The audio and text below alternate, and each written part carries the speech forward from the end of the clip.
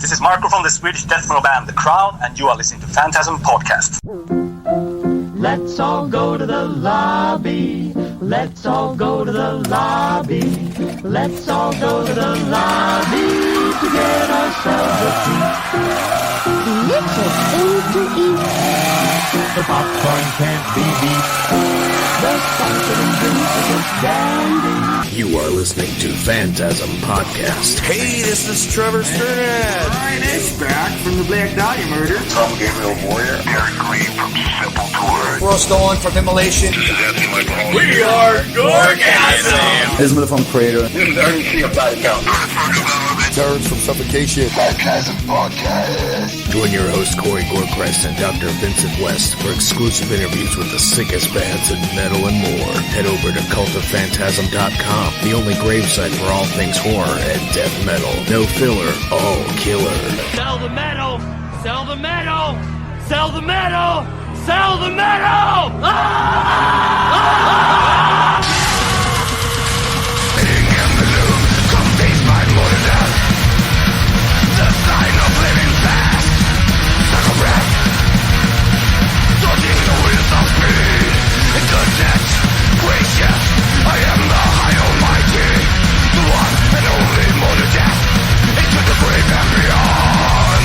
Dr. Vincent West, medical doctor with the Phantasm Podcast, and today I have an amazing guest for you guys. This is so cool for me. I'm a huge fan. Got Marko from The Crown, man. How are you doing? Thank you so much for doing this. Hey man, I'm doing good. I hope you're doing good as well. I am hanging in there. And of course, you guys have your new album coming out March 12th, Royal Destroyer, with Metal Blade Records. And we're going to dive right into Royal Destroyer today. It's a killer record. And I'm so excited to talk with you about it today. And thank you so much for being a guest with us. Yeah, cool. Let's go. Excellent. Chat. Yeah, excellent. All right. And then track one, tell us a little bit about Baptized in Violence. Yeah, that's one crazy tune. It came in a bit later in the process, and it was just one of those over-the-top songs. I mean, it's like 80 seconds long, and now afterwards, when I sort of look at the track listing, it makes sense to have it as the opening track, but we actually struggled a bit with it, where to put it. But when we decided to sort of open the album with it, it made all perfect sense, because it's such a brutal song. Yeah, I mean, it's a hell of a way to kick the album off. 11, you know. So oh, it's great. Yeah, so it sort of became almost like a statement in a way, you know. Yeah, it's a fucking cool opener. Yeah, I mean, it's brilliant. I love it. And then with the album, of course, we'll get to the Motor Death here in a second. But yeah, I mean, it's a great way to just kind of punch you in the face with the first song of the album. I love it. It's so good. And then let's see, track two, Let the Hammering Begin, which you did. Yeah. Yeah, that's kind of a phrase that we have been used for a long time. We used to sort of open shows with, after the intro, you know, Johan just screams, "Let the hammering begin," and then we just punch in. Right. So, you know, 15 years later, it's like, maybe we should use that as a song title. So, it's a cool thing. I mean, that song basically has everything. I mean, a lot of twists and turns, and the mid part is so fucking heavy, and yeah, that was the sort of the first a heavy opponent to be the opening track, you know. So yeah, it's a good track, and I know that Magnus has sort of stated that it has a sort of Hanneman tribute to it, Jeff Hanneman, you know. Oh, sure. So myself was like, I remember when he showed me the song, I was like, yeah, I don't really hear the typical Hanneman stuff, but then later he explained that, yeah, it's actually based on the same arrangement like Angel of Death, you know. So that was like interesting. Oh, really? So afterwards, when I was listening to it, like, oh shit, that was his sort of tribute to Jeff Hanneman. So yeah, that was a cool track. Oh man, yeah, that's a really good one. It's a burner for sure. And then track 3, Motor Death, and that's y'all have got your video for that too. I've been sharing that and getting that out there for people to see and whatnot. And that was the first track I heard off the album. What can you tell us about that one? Yeah, that's a bit more thrashier song, and it's pretty cool. It's based on this sort of 3/4 tempo all the time, so it's a bit different kind. I mean, you need a couple of listens to sort of get into it, but it's a cool track, and it has that thrash element to it, and the Motor Death title, it was actually the working title for a track, but it sort of lived on because I always felt a bit of vibes from Metallica's Motor Breath, but so the next level is of course Motor Death. So that was sort of how we decided let's keep it. It's a fucking cool title, and yeah, it's one of those thrashier songs. Maybe album's only thrash-based song, Right? Yeah, absolutely. Yeah, I like that one though. It's a little bit of a twist as you go on through the album. Another killer track though, and the video's fun too. So. Yeah. Let's see. Track 4, Ultra Faust. Yeah. That's. I think that song has everything that we have ever done in a way. There's a lot of feels, and I mean the groovy thing from the start, and then it just goes fucking blast beat. Oh yeah, it's one of my favorite tracks on the album, and. Yeah, cool. Yeah, that's another burner too. I like that one a lot. And then let's see, track 5, Glorious Hades. Yeah, after those sort of 4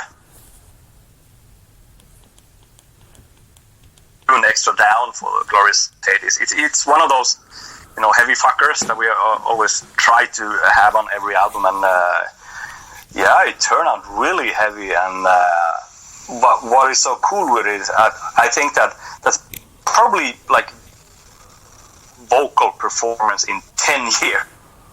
I really love the way he just nails it, and he's so controlled in his voice and every ending of every word, and yeah, it's one heavy tune, and yeah, let's see what we're gonna do with it, live wise and stuff like that. But yeah, we tuned down a bit extra on it because we felt that we need to, really go there. So yeah, cool track.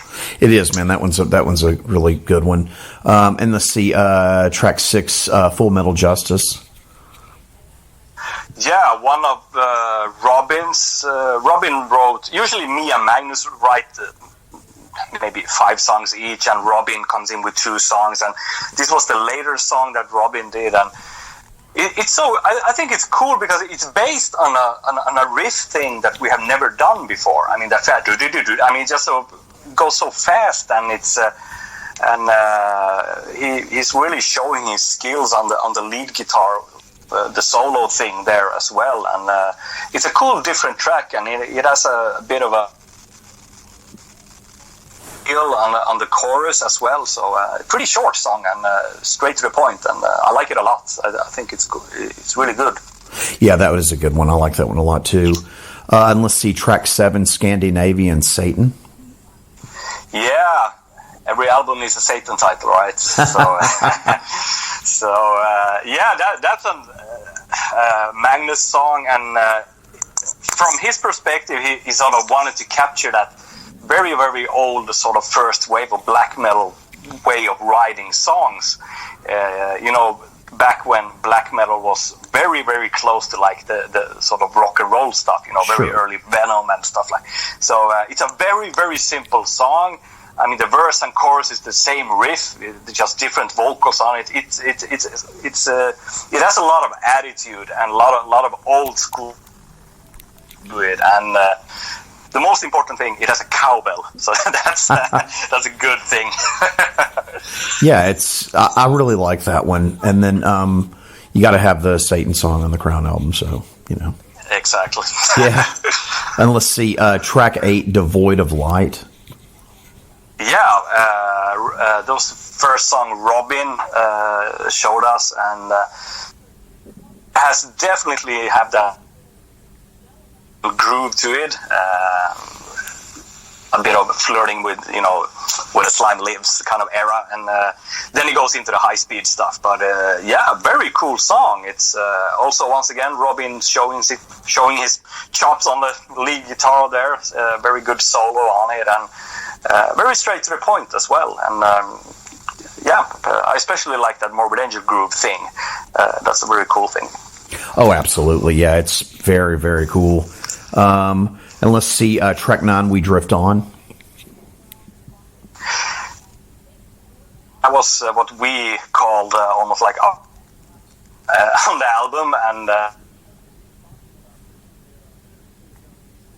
this time we really stuff. It's very clean guitars and just a marching snare on it. It's very sort of naked in a way, and we were sort of prepared that it's gonna be a song that people are gonna talk about, and that's also why we decided to make it as our second video that was released yesterday. So yes. That was really pretty cool. We wanted to sort of try to surprise people a bit and scare them maybe. That's always fun. So they think that we have sort of gone mellow and sold out. So it's a cool song. I mean, almost all the way to the end, it's very mellow, and it has that heavy thing, but then the sort of chorus comes in the end, and it's pretty catchy as well. So, and I think we made a pretty original, cool video to it as well. Oh, yeah, absolutely. Yeah, it's very cool. If you guys haven't seen it, definitely check that out. We Drift On. And then let's see, track 10, Beyond the Frail. Yes, actually, the previous song... I'm sorry, We Drift On, and this one, Beyond the Frail, those were the last ones we added to the album. Due to the fact that we had to actually postpone the recording. We were supposed to record in May, but due to the Corona stuff, so we had to take a break for 4 months. So we very late added both We Drift On and this song, Beyond the Frail, which is my personal favorite. It's my favorite too. Really cool.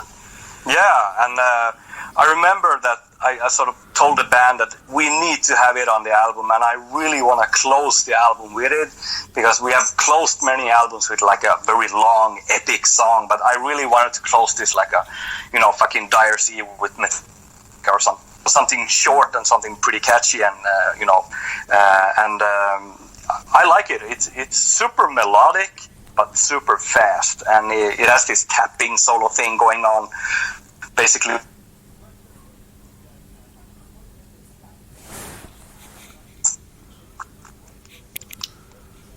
I'm sorry, you cut out there. I didn't get to hear the last half of that. I'm sorry. Oh, sorry. Just saying it's my favorite. I'm really happy that we managed to get it on the album in a very sort of late phase, because I think it adds a lot of variety to the album, because it's super melodic, but it's also a bit unique with how the sort of blast beats go all the time, super fast. So, my favorite, definitely. Yeah, mine too. Not to just chime in on that, but it really is. It's fantastic. And of course, the bonus track, talk a little bit about Absolute Monarchy. Yeah, there was when we had that little break in between when we had to postpone the studio thing. Absolute Monarchy and Driven to Disaster, those were the two songs we decided to sort of remove from the main album, and then we added We Drift On and Beyond the Frail. So Absolute Monarchy was a cool song, but we just felt that it never got to that sort of that little extra level where we managed to get those other songs, and so we said, okay, but this is not a bad song, but let's do something with it, and we told Metal Blade that we would like to have it as a bonus thing on a format somewhere. So it is cool, but it was just that final 1% we didn't manage to get it to that level. I think that one's good too.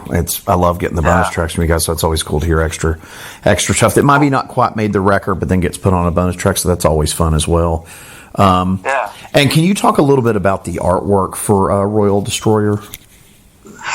Yeah, we decided very early on that we wanted to continue with a guy called Christian Sloan Hall. He did the previous Cobra Speed Venom artwork for us, and we were super happy with him because he has a style that we really appreciate. I mean, he draws by hand, and there's a lot of details, and we just really like it. It's maybe a bit uncommon nowadays. I mean, it goes a bit against the sort of typical digital art in a way. Sure. And we just wanted to. I remember we talked early on that we wanted something, and something sort of bombastic in a way. And I like the fact that we sort of decided that we're gonna make the album cover very wide. So actually the sort of album cover, what you have seen, is only half of it, because it was originally made for a gatefold vinyl, you know, when you open it and the artwork continues. Okay. I like that thing. It's a bit of a old school way of thinking, but I mean, we are in a sense old school as well. But, sure. But we also realized that a lot of kids don't give a shit because they're happy to see it as a Spotify icon or whatever. But we still think about those, you know, LP formats and song orders and details and stuff like that. So pretty cool cover, you know. It's there's this fucking warrior on a horse, which isn't a super original idea, but we sort of managed to connect the dots, you know, with the theme, you know, Royal Destroyer, and he's going for the crown, and maybe that guy on the horse is actually the fucking Scandinavian Satan or whatever, you know. Right. Yeah. So there's a lot of, and yeah, what really turned us on is Christian's, you know, when he detailed work, and I can't wait to people, you know, to open the gatefold and, you know, start to find a lot of details. I think it's really cool. Yeah, absolutely. And man, yeah, you guys have put together a great package. I love the last album as well. Didn't get to talk with you on that one. It's the first time I got to do this, but it means the world to me as a fan. And yeah, the new album is ridiculous. It's really good, man. Like, and as a longtime fan, thank you very much. I'm a huge fan of your catalog. It's just gets better. Let me ask you something, because as a fan, I'm dying to actually ask you this. When was the last time you guys actually did a stateside tour? Oh, that was a long time ago. That was, it must have been 2002 or 2003, I think it was during Crowning Terror or something like that. It was a while ago, man. Do you remember who you all toured with? Because I know I saw that tour, because I was talking to a friend of mine. He was like, yeah, we saw The Crown. And I was like, but I couldn't remember who you guys were touring with at the time. Yeah, we've done 2 tours in the States. I've seen both, because I saw you. I know the first time had to have been like, what, late 90s, like 98 or 99? Yeah, something like that. Yes, that's correct. And it was a fucking cool package. It was us, Cannibal Corpse, Nile, and Christian. I did that see. Was the first time. I knew it was with Cannibal. I was like, it had to have been, because I could have sworn I saw him with Cannibal. That's what we see. Yeah. And what was the second really time? Cool. And then, the second time, a tour with Darkest Hour. Okay. And, yep. All that remains open up. So those are 3 of us, and then there were local bands on shows and stuff like that. But there was also like a 5 or 6 week tour we did. So from coast to coast. Well, if you guys are ever over here again, it would be awesome. Like I said, I've been a fan for years, man. I think the band is incredible. Thank you. So, yeah, that's always a discussion that comes up. Like, when are we going back to the States again? Sure. And of course, now it's fucking dark days, you know. Oh, for everybody, yeah. Yeah, for everybody, that's true. And as I said, that discussion always comes up, and there's, of course, so many details that need to work. And I know that we have had discussions about this. What's it called? That boat you have, 70,000 tons. Oh, sure. Because like logistically because you are actually playing on international water, so you don't need work permits and stuff like that. And because unfortunately those things are very expensive. I think when we go to like Japan and play, I think we pay 1/10 of that cost for work permits, but it's very expensive to tour in the US, so that needs to work. Right. Well, maybe Maryland Death Fest. Maybe you guys could get on like a package like that, like the festival thing. Yeah, or something. exactly. That would be really cool. We done it once. Oh, did you? Okay. I think we opened when we did that tour with Darkest Hour. I think the first show was the Maryland Death Fest. Oh, okay. And then the tour started. But that was, as I said, that's fucking ages ago. Well, I remember when y'all did the tour with Cannibal. I saw that tour a couple of times because the package was perfect,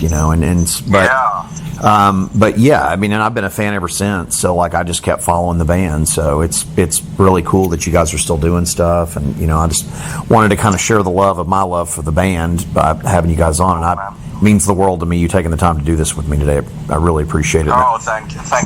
I appreciate it. Very cool. And guys, yeah, that first tour was fucking amazing. I mean, talk about a cool introduction to the States. Fucking Cannibal Corpse, Nile and Christian. That was an amazing trip. It's fantastic, that was man. Really cool. And yeah, guys, World Destroyer comes out March 12th on Metal Blade. And my friend, I can't not thank you enough for doing this. It means the world to me as a fan. Thank you so much for taking the time to do this. And the album is fucking fantastic. Oh, thank you, man. Nice shot, man. Inside, yet young within that